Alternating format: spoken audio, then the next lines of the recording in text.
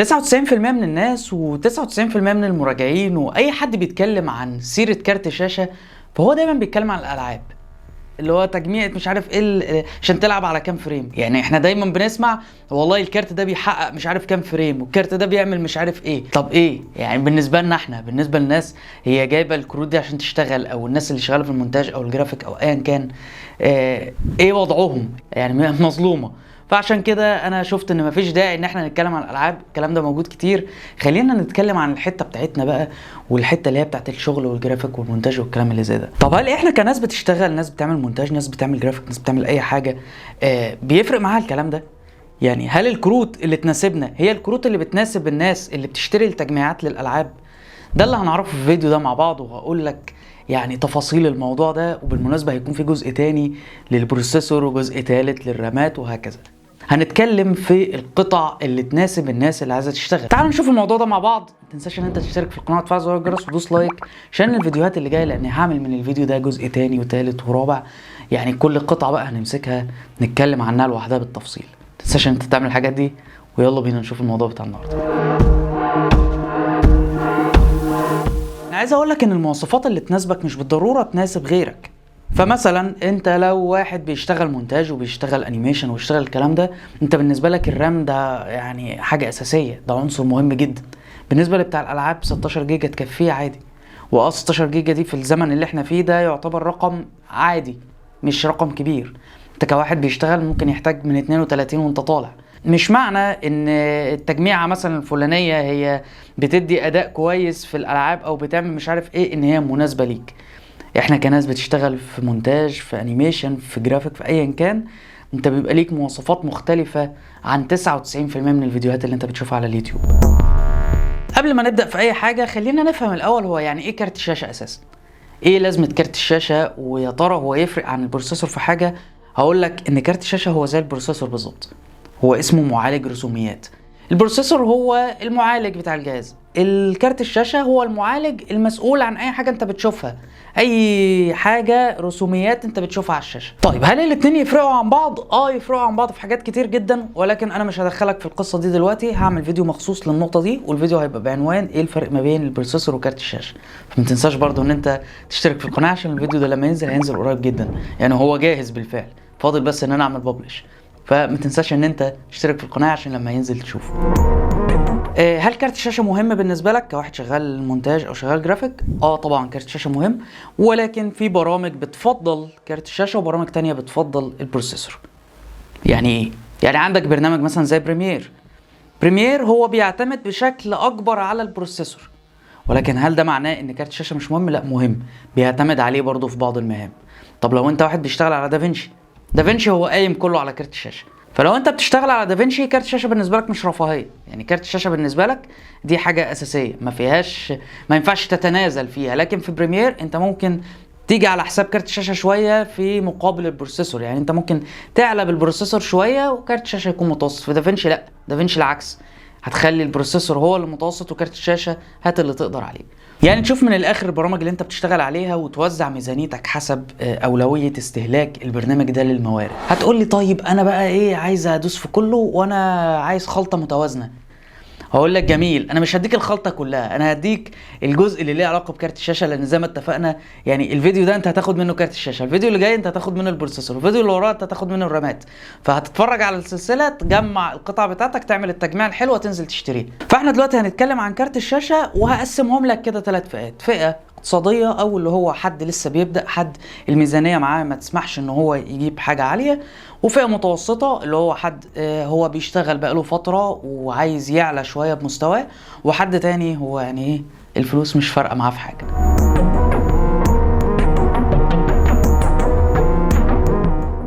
خلينا نتكلم عن الفئه الاقتصاديه. طب مين الفئه الاقتصاديه؟ يعني انت تصنف نفسك ازاي؟ لو انت واحد بيشتغل فول اتش دي، الفيديوهات اللي انت بتشتغل عليها فول اتش دي، ما بيحطش تاثيرات كتير، الشغل بتاعه بسيط، بتعمل فيديوهات يوتيوب كلام من ده، واحد لسه هيبدأ، واحد الميزانية معاه مش احسن حاجة، فانت في الفئة الاقتصادية او اللي هي اقل فئة. طبعا انت عارف قبل اي حاجة ان هم في شركتين بس اللي بينتجوا كروت الشاشة، وهي انفيديا واي ام دي. هنقارن ما بينهم في اخر الفيديو، بس امشي معايا دلوقتي واحده واحده. طيب لو انت في الفئه اللي هي الاقتصاديه اللي اتكلمنا عليها، فقدامك من انفيديا عندك جي تي اكس 1650 سوبر والجي تي اكس 1660 سوبر. دول لو لقيتهم بسعر كويس، لان دول انت في الوقت الحالي هتلاقيهم باسعار يعني بسيطه تقدر ان انت تشتريهم بسهوله. فالنسختين دول من انفيديا هيكونوا كويسين جدا ليك، ما تقلش عن كده. اي حاجه تانية ما تقبلش بيها، اي حاجه اقل من كده ما تقبلش بيها، دول اقل حاجه تقدر تبدا بيها. بالنسبه ل اي ام دي فعندك ال 6600 وعندك ال 6500 اكس تي، برضو ما تقبلش باقل من كده. وبالنسبه للكارتين اللي قلناهم من انفيديا، ففي كارت تالت انا بفضله جدا وهو الار تي اكس 3050. وال 3050 حاول تجيب اعلى نسخه فيه لو لقيته برضو بسعر كويس، ولكن هو سعره مبالغ فيه شويه، يعني لو لقيته في رينج ال 8000 جنيه اتوكل على الله من غير ما تفكر. فال 3050 خيار ممتاز، وهو يعتبر احسن من ال 1650 وال 1660، ولكن انك تلاقيه بسعر كويس. لقيته بسعر كويس توكل على الله وما تفكرش كتير. السعر مبالغ فيه، فانا هقول لك روح للفئه اللي جايه واللي هي المفضله ليا، الفئه المتوسطه اللي انت تقدر تجيب فيها يعني احسن قيمه مقابل سعر، تقدر ان انت تاخد حاجه كويسه بسعر معقول.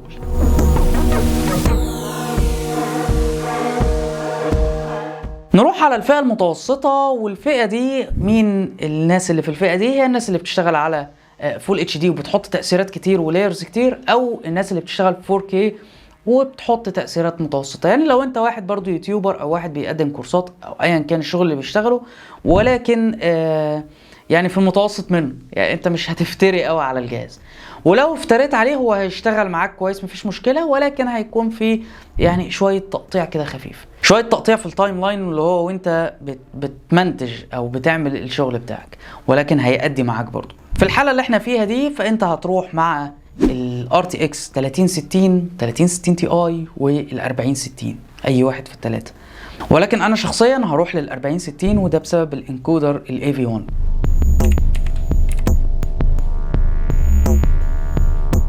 يعني براحتك، اي واحد في الثلاثه هيكون ممتاز، ولكن لو هتروح مع ال 3060 روح مع ال 12 جيجا عشان المستقبل. يعني ال 12 جيجا هيبقى معاك احسن بكتير من ان انت تجيب النسخه الثمانية.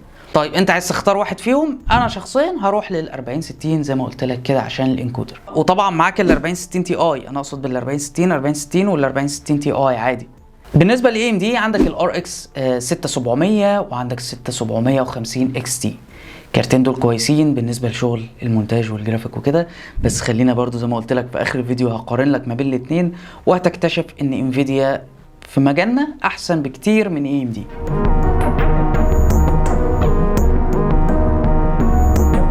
بالنسبه بقى للفئه اللي بعد كده واللي هي الفئه العاليه، وانا مش محتاج اتكلم فيها، انت واحد مش هتفرق معاك حاجه ولا فرق معاك الفلوس ولا فيها مشكله، فانت بسم الله الرحمن الرحيم من اول 40 70 تي اي وانت طالع بقى زي ما تقدر تشتري اشتري.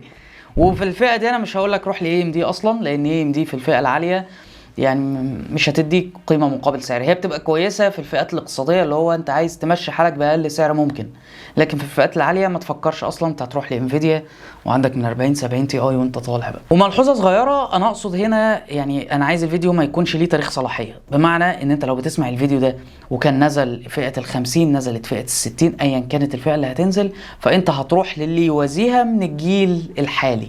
يعني احنا نزل دلوقتي فئة ال50 وبالفعل بقت متوفرة في السوق، مش متوفرة قوي بس يعني بقت متوفرة في السوق، فبافتراض ان انت بتتفرج عليا والكروت دي بقت متوفرة ومنتشرة عادي، فانت مش هتروح تجيب ال 40 60 بقى، هتروح تجيب ال 50 60.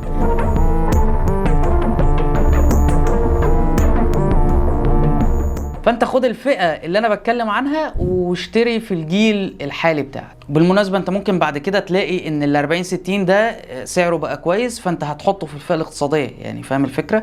فعايزك بقى ايه تشوف التاريخ بتاع الفيديو وتبتدي تقارنها بقى بالكروت اللي هتنزل، يعني بحيث ايه يبقى الفيديو معاك مدى الحياه، انت مش مرتبط بتاريخ نزول الفيديو، لا عادي جدا انت تقدر تاخد نفس الكلام اللي بقوله وتطبقه على السنه اللي انت فيها.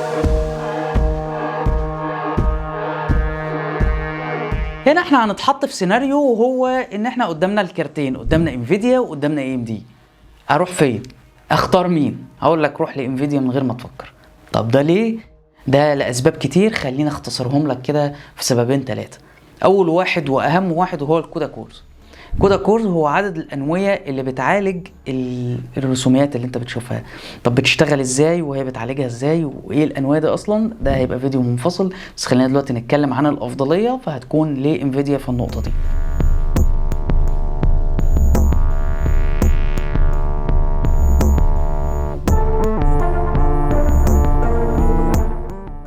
النقطة التانية وهي الانكودرز ودعم البرامج.